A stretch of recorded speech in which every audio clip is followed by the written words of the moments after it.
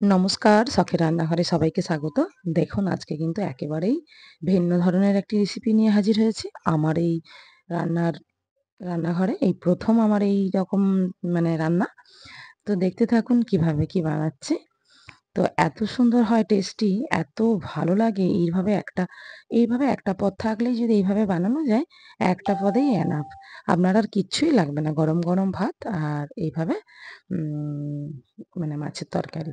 তো এটা কিন্তু আমি এখানে রুই মাছের আমি এটা ভাপা বানিয়েছি। কিভাবে বানিয়েছি, কি দিয়ে বানিয়েছি দেখতে থাকুন, সঙ্গে থাকুন। পুরো ভিডিওটা দেখবেন, স্কিপ করবেন না। এখানে আমি ৫ পিস রুই মাছের চাকা নিয়েছি। এখানে একে, একে করে আমি এবারে ম্যারিনেটটা করে নেব। ১ম এ আমি দিয়ে দিলাম নুন, তারপরে দিয়ে দিচ্ছি হলুদ, আর এখানে দিয়ে দেব লাল লঙ্কার গুঁড়ো। সামান্য পরিমাণ দিলেই হবে, জাস্ট একটু কালারটা এবং সবকিছু যেন মাছের মধ্যে ঢোকে ভালো করে, তার জন্যই একটু দেওয়া। আর দিয়ে দিচ্ছি একটু অল্প পরিমাণে সরষের তেল। দিয়ে এবারে এটাকে আমি ভালো করে মাখিয়ে কিছুক্ষণ রেখে দেবো। এটা আধ ঘন্টা বা আরও বেশিক্ষণ রাখলেও ভালো হয়। তো আপনাদের হাতে যদি সময় কম থাকে ১৫ মিনিট কি ২০ মিনিট রেখেও এটা বানাতে পারেন, অসুবিধে নেই। তো ভালোভাবে এটাকে কিন্তু আমি মাখিয়ে নিলাম হাত দিয়ে। তো এটাকে আমি সরিয়ে রেখে দিলাম। এর জন্য একটা আমাকে মিহি পেস্ট বানাতে হবে, মশলা রেডি করতে হবে। নিয়ে নিয়েছিলাম এখানে ৩ চামচ সাদা সর্ষে, আর দিয়ে দিলাম এখানে কিছুটা নারকেল, আর দিলাম ৬-৭ টা মতো কাজু, আর দিলাম ৪ টে কাঁচা লঙ্কা, আর সামান্য পরিমাণে দিয়ে দিলাম নুন। দিয়ে এটাকে একটা আমি মিহি পেস্ট বানিয়ে নেব। তো মিহি পেস্ট আমার বানানো হয়ে গেছে। আমি যেটাতে মাছটাকে মাখাবো তার জন্য আমি এখানে নিয়ে নিয়েছি একটা থালা। তো থালাতে আমি নিয়ে নিলাম মশলাটা, যেটা আমি মিহি পেস্ট বানিয়েছিলাম। এখানে নিয়ে নিলাম একটু কাশ্মীরি লঙ্কার গুঁড়ো। আমি আগেই আমি কাঁচা লঙ্কা পেস্ট করে দিয়েছি এবং পরেও কিন্তু কাঁচা লঙ্কা আমি চেরা দেব। তো দিয়ে দিলাম হলুদ গুঁড়ো, সামান্য পরিমাণ জিরে গুঁড়ো, ১ চামচ ধনে গুঁড়ো, আর দিয়ে দিলাম সামান্য আদা বাটা। ওটাও দিলাম ১ চামচ, ছোট চামচের ১ চামচ। এখানে কিন্তু বেশি লাগবে না আদা বাটা। আর এখানে আমি ৪ টা পেঁয়াজ কেটেছিলাম। তো হাফ আমি বেটে দিয়েছি, হাফটা আমি কোচানো দেব। তো কোচানো পেঁয়াজটাও দিয়ে দিলাম এর মধ্যে।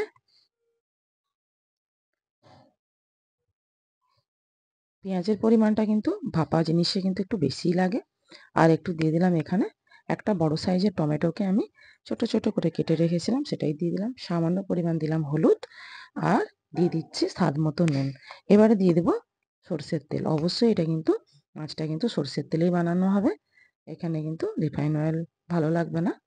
তার জন্য এখানে আমি সরষের তেল দিয়ে দিলাম। এটা মিনিমাম ৬ থেকে ৭ চামচ দেওয়া আছে। তো এটা এবারে ভালো করে মাখিয়ে নেব। মাখাতেই মনে হচ্ছে, দেখুন, মনে হচ্ছে যেন খাওয়ার জন্য তৈরি। দেখে বোঝা যাচ্ছে যে একেবারেই রেডি হয়ে গেছে, আর রান্না করার কিছু দরকারই নেই। কি বন্ধুরা, ঠিক বলছি তো? দেখুন, দেখেই মনে হচ্ছে না যে খাওয়ার জন্য রেডি? তো এখানে আমি মসলা ধোয়া জলটা একটু ইউজ করব, কারণ জল তো অল্প লাগবেই। তো তার জন্য আমি মসলা ধোয়া জলটা দিলাম। এক্সট্রা আর কিছু আমি জল কিন্তু দেব না। তো এই তো মিশ্রণ আমার একেবারেই রেডি হয়ে গেছে। এরপরে যে আমি ম্যারিনেট করে রেখেছিলাম যে মাছগুলো, একে, একে এতে আমি দিয়ে দেব। তো এই যে এখন বলে রাখি, আপনারা যে এই যে আমি যে মিশ্রণটা তৈরি করলাম, এখানে যে আমি মাছটা দেব, মাছ দেওয়ার পরে কিন্তু অবশ্যই আধ ঘন্টা রাখতে হবে ম্যারিনেটে। তাহলেই কিন্তু এর যে আসল যে স্বাদ সেটা কিন্তু পাওয়া যাবে। কারণ আমরা অলরেডি নুন, হলুদ, লঙ্কা, তেল মাখিয়ে রেখেছিলাম। এরপর একটা চাপা দিয়ে আমি আধ ঘন্টার জন্য রেখে দিচ্ছি। এখানে আমি একটা কড়াই বসিয়ে নিয়েছি, আর নিয়ে নিয়েছি কি দিয়ে রান্না করব বলুন তো? আজকে নিয়েছি কুমড়ো পাতা। তো এত সুন্দর লাগে কুমড়ো পাতার এই মাছের ভাপা, না খেলে আপনারা একেবারেই মিস করবেন কিন্তু। তো ১ম এ কড়াইতে আমি কিন্তু গ্যাসটা জ্বালিয়ে দিয়েছি। কড়াইতে দিয়ে দিলাম কুমড়োর পাতা। বড়, বড় কুমড়োর পাতা আমাদের পাশের বাড়ির থেকে আমি এনেছিলাম, একজন কাকিমার বাড়ির থেকে। তো সেই কুমড়ো পাতাটাও দিয়ে দিচ্ছি। ভালো করে কিন্তু ধুয়ে নিয়েছি। আপনারাও কিন্তু খুব ভালো করে ধোবেন। এই যে দেখতে পাচ্ছেন একটু সাদা, ওটা কিন্তু কিচ্ছু না। আমি কিন্তু এটা দেখিয়ে নিয়েছি ভালো করে। এটা একটু ফুটোর মতো কেমন একটা আছে। তো এটা নিয়ে কোনো প্রবলেম নেই। পাতাগুলো তো খুব বড়, বড় না। খুব বড় হলে আরেকটু ভালো হতো। সব পাতাগুলো বড় না। এরপরে দেখুন সব ছোট, ছোট পাতা। তো আম আমি কিন্তু একটা বেশ গদি বিছানা বানিয়ে নিলাম। এরপরে কিন্তু মাছগুলোকে আমি দিয়ে দিচ্ছি। মাছগুলোকে একে, একে দিয়ে পুরো মিশ্রণটা এর উপরে আমি দিয়ে দেব। গ্যাস কিন্তু আমার অলরেডি জ্বলছে, কারণ আমি নিচে তেল দিয়েছি সামান্য, তারপরে কিন্তু পাতাগুলো দিয়েছি। তাহলে কি হবে বন্ধুরা? খেতে খুব ভালো লাগবে এই পাতাগুলো। এমনি করলেও হয়, কিন্তু আমি এখানে তেল একটু ব্যবহার করা মানে হয়েছে। তো তেল ব্যবহারের ফলে কি হবে, পাতাগুলো খুব খেতে ভালো লাগবে। উপর থেকে মসলা আর নিচের থেকে তেল, পাতা মাঝে খুব সুন্দর লাগবে। তো এরপরে আমি এখানে উপর থেকে দিয়ে দিলাম সরষের তেল। আরও ৩-৪ চামচ মতো একটু সরষের তেল দিয়ে দিলাম। দেখুন হিসেব করে দেখতে গেলে কিন্তু একই। মাছ ভেজে রান্না করলেও যেমন তেল লাগে, তো এটাও সেভাবেই লাগলো। হয়তো সামান্য পরিমাণ কমই লাগলো।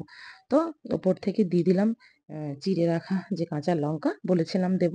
তো ওইটা দিলে বেশ গন্ধটাও খুব সুন্দর হয়, খেতেও খুব ভালো লাগে। তো আর ওপর থেকে এবারে আবার পাতাগুলো দিয়ে একদম সুন্দর করে এখন ঢাকা চাপা দিয়ে দেবো।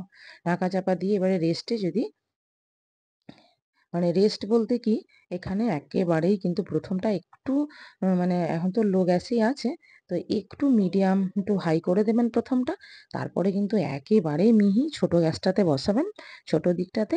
দিয়ে কিন্তু একেবারেই লো আঁচে, একেবারে এটা যদি উনুনে হয় তাহলে তো আর বলতেই হবে না, এত ভালো লাগবে।